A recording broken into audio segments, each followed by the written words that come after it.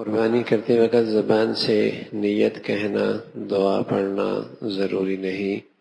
اگر دل میں خیال کر لیا کہ میں قربانی کرتا ہوں اور زبان سے کچھ نہیں پڑھا، فقط زبان سے بسم اللہ اللہ اکبر کہہ کر ذبح کر دیا تو قربانی درست ہے۔ لیکن اگر یاد ہو تو دعا پڑھ لینا بہت بہتر ہے۔ ذبح سے پہلے یہ دعا ہے: انی وجہت وجہی للذی فطر السماوات والارض حنیفا وما انا من المشرکین ان صلاتی ونسکی ومحیای ومماتی للہ رب العالمین لا شریک لہ وبذلک امرت وانا من المسلمین اللہم منک ولک۔ ذبح کے بعد کی دعا: اللہم تقبلہ منی کما تقبلت من حبیبک محمد صلی اللہ علیہ وسلم وخلیلک ابراہیم علیہ السلام۔ یہ مسلمان قربانی کے وقت یہ دعا پڑھتا ہے، اور اس دعا میں اس بات کا اظہار ہے کہ یہ قربانی خالص اللہ کے لیے ہے، خالص اللہ کے لیے۔ عمل کرنا بھی مبارک ہے، لیکن اس عمل کے ساتھ نیت کا درست رکھنا بہت ضروری ہے۔ بس اوقات شیطان نیکی کرنے نہیں دیتا، اور اگر کوئی آدمی ہمت کر کے کر بھی لے تو پورے طور پہ نہیں کرنے دیتا، صحیح طور پہ نہیں کرنے دیتا، تو قدم قدم پہ راستہ مارتا ہے۔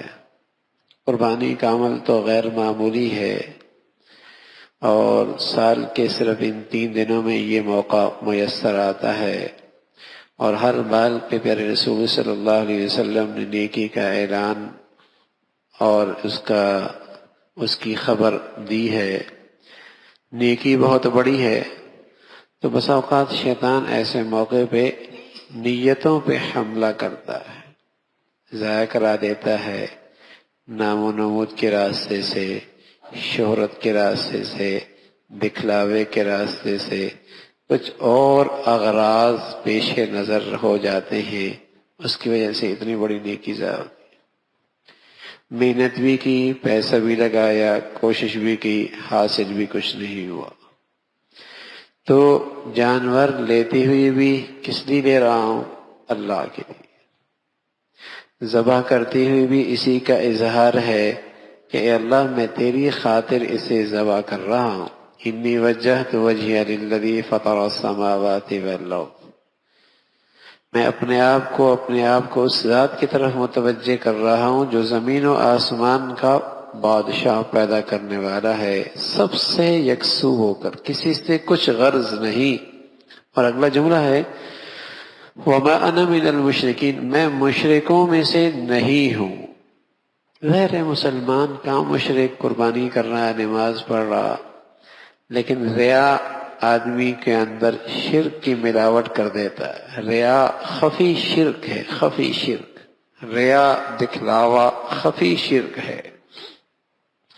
تو اس موقع پہ خاص طور پہ اللہ کے نبی صلی اللہ علیہ وسلم نے یہ دعا بتلائی: وَمَا أَنَا مِنَ الْمُشْرِكِينَ، میں مشرکوں میں سے نہیں ہوں، آپ کی عبادت میں کسی غیر کو شریک نہیں کر رہا، آپ کی عبادت میں کسی غیر کو شریک نہیں کر رہا، یہاں میری غرض صرف آپ کی رضا، آپ کو راضی کرنا ہے۔ اور پھر اس سے اگلا جامع جملہ ہے کہ میری قربانی، میری نماز ہو، میری قربانی ہو، بلکہ میری زندگی ہو، میری موت ہو، سب اللہ کے لیے، سب اللہ کے لیے، میری ہر چیز اللہ کی خاطر، میرا جینا مرنا بھی اللہ کے خاطر، میری نماز قربانی بھی اللہ کی خاطر، اور اس کا کوئی شریک نہیں، اور مجھے اسی کا حکم ملا ہے، میں فرما برداروں میں سے ہوں۔ تو اس انداز سے آدمی اس دعا میں اظہار کر رہا ہے کہ اللہ یہ خالص آپ کے لیے عمل کر رہا ہوں، خالص آپ کے لیے، اس میں میری کوئی دنیاوی حکمت مصلحت پیش نظر نہیں، ذاتی اور جسے کہیں کہ دنیاوی مفاد اس سے میرا وابستہ نہیں، میری غرض آپ کو راضی کرنا۔ میری غرض تو آپ کو راضی کرنا ہے. قربانی ہو یا حج ہو، قربانی ہو یا حج ہو، ان دونوں میں نظر یہی آتا ہے کہ اس میں عقل سے زیادہ اتباع ہی اتباع ہے. بظاہر عقل کچھ کہہ رہی ہے لیکن شریعت کی اتباع کا رنگ کچھ اور ہی نظر آتا ہے.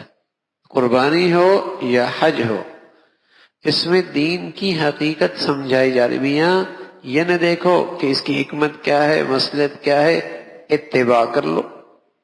یہ دونوں عبادتیں اسی شان کی ہیں.